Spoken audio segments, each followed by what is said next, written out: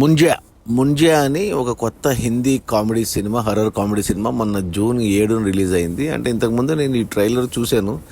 ఏదో సిల్లీగా అనిపించింది, కామెడీగా అనిపించింది. బట్ సినిమా పెద్ద హిట్ అయింది నార్త్ ఇండియాలో.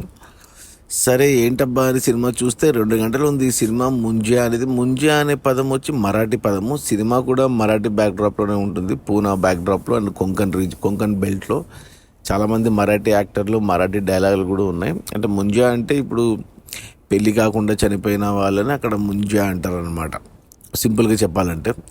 సినిమా చూస్తే నాకు అంత పెద్దగా ఏం అనిపించలేదు. అంటే హర్రర్ ఉంది, కామెడీ ఉంది, కానీ అంటే మనం ఇలాంటి సినిమాలు ఎన్నో చూసాం తెలుగులో, హర్రర్ కామెడీస్. బట్ దీంట్లో నావల్ పాయింట్ వచ్చేసి ఒక పిల్లవాడు, అంటే ఒక 10 ఏళ్ళ పిల్లవాడు చనిపోయి దయ్యమయ్యి పెళ్ళి చేసుకోవాలన్న కోరికతో అదే ఫ్యామిలీలో ఉన్న, ఇప్పుడు ప్రజెంట్ టైంలో ఉన్న, అంటే 1952లో స్టార్ట్ అవుతుంది సినిమా. అప్పుడు చనిపోయిన పిల్లవాడు దయ్యమై ఇప్పుడు 2024లో అదే ఫ్యామిలీలో ఉన్న ఒక హీరోని పట్టుకుంటాడనమాట. అంతే, దాని నుంచి వచ్చిన కామెడీ. ఇంకా అంతే, 2 గంటలు అయిపోయింది సినిమా. అందరూ కొత్త వాళ్ళే, హీరో కానీ హీరోయిన్ కానీ. హీరోయిన్ చాలా బాగుంది, అమ్మాయి అచ్చం మన శ్రేయ మాదిరి ఉంది, యంగ్ శ్రేయ మాదిరి, చాలా బాగుంది. హీరో కూడా బాగున్నాడు, హ్యారీ పాటర్ లాగా ఉన్నాడు, గెటప్ అంతా. ఇక అంతా మిగతా అంతా మరాఠీ యాక్టర్లు. మన మోనా సింగ్ అని ఒక హిందీ యాక్టర్, టీవీ యాక్టర్ ఉంది, ఆ అమ్మాయి ఆమె మదర్ క్యారెక్టర్ తీసింది. ఇక మన సౌత్ నుంచి మన సత్యరాజు ఉన్నాడు. సత్యరాజు అంటే భూత వైద్యునిలాగా చేసాడు, అతని క్యారెక్టర్ సెకండ్ హాఫ్లో వస్తుంది. అంటే ఈ సినిమా వచ్చేసి, అంటే దినేష్ విజయన్ అని ఒక ప్రొడ్యూసర్ ఉన్నాడు. అతను 2018లో స్త్రీ అనే సినిమా తీశాడు. ఆ తర్వాత కోవిడ్ తర్వాత 2021లో రూహి అని, అంటే స్త్రీలో కూడా రాజ్ కుమార్ రావు హీరో, దాంట్లో శ్రద్ధా కపూర్ ఉంటుంది. చాలా మంచి హిట్ అయింది అది, మన రాజన్ డీకే వాళ్ళ సినిమా అది. ఆ తర్వాత 2021లో రూహి అని తీశాడు రాజ్ కుమార్ రావుతోనే అండ్ మన జాహ్నవి కపూర్తో, అది కూడా హారర్ మూవీనే. 2022లో భేడియా అని ఒక సినిమా వచ్చింది మన వరుణ్ ధవన్ది. సో ఆ 3 ప్రొడ్యూసర్ అతనే, దినేష్ విజయన్. ఇప్పుడు ఈ సినిమా కూడా అతనే, ముంజా అనే సినిమాకి దినేష్ విజయన్. సో 4 సినిమాలు.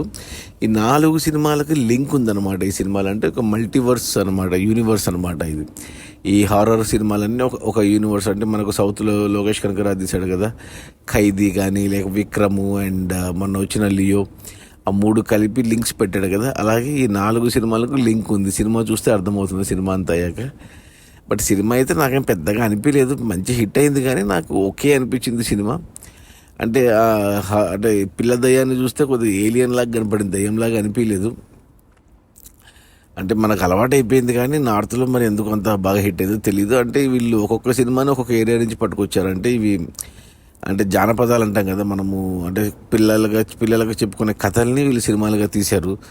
అది స్త్రీ కానీ, అంటే స్త్రీ మనకు కర్ణాటకలో జరిగింది, ఓ స్త్రీ రేపురా అని మనకు తెలుగు రాష్ట్రాల్లో కూడా తెలుసు, దాన్ని పెట్టి తీశారు. భేడియా అనేది అరుణాచల్ ప్రదేశ్లో జరిగింది, అంటే అక్కడ ఉన్న కథని సినిమాగా తీశారు. అలాగే రూహి ఫిక్షన్ కానీ, ఈ ముంజా అనేది మరాఠీ బ్యాక్డ్రాప్లో అక్కడ ఉన్న జానపదాన్ని తీశారనమాట.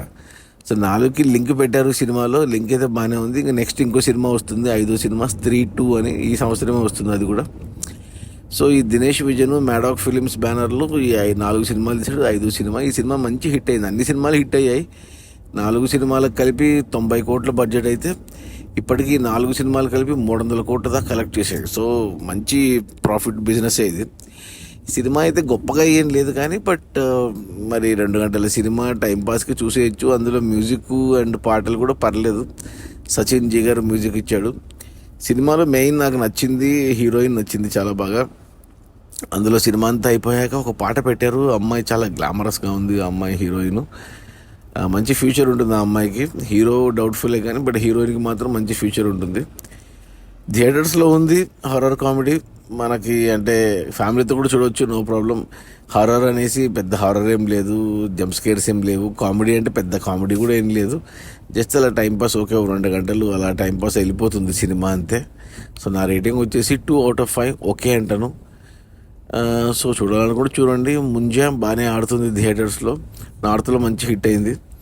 ఇలాగే కొంకన్ బ్యాక్డ్రాప్లో రీసెంట్గా మడగాం ఎక్స్ప్రెస్ అనే సినిమా వచ్చింది, అది కూడా బాగా హిట్ అయింది. కొంకన్ బెల్ట్ ఎస్పెషల్లీ మహారాష్ట్రలో బాగా ఆడుతూనే బాగా కలెక్ట్ చేస్తుంది ఈ సినిమా, ఇలాంటి సినిమాలు. సో కుదిరితే చూడండి, లేదా రేపొద్దున ఓటీటీలో వచ్చినప్పుడైనా ఖచ్చితంగా చూడండి. టైంపాస్ అయితే అవుతుంది, ఫ్యామిలీతో కూడా చూడొచ్చు, ఎటువంటి ఇబ్బంది ఏం లేదు. ఓకే, అది ఈ ముంజ్యా. కొద్దిగా ఈ సౌండింగ్ తెలుగులో భూత పదం లాగా ఉంటుంది కానీ బట్ ఇది మరాఠీ పదము. ఓకే, నా రేటింగ్ వచ్చి 2/5. బాయ్.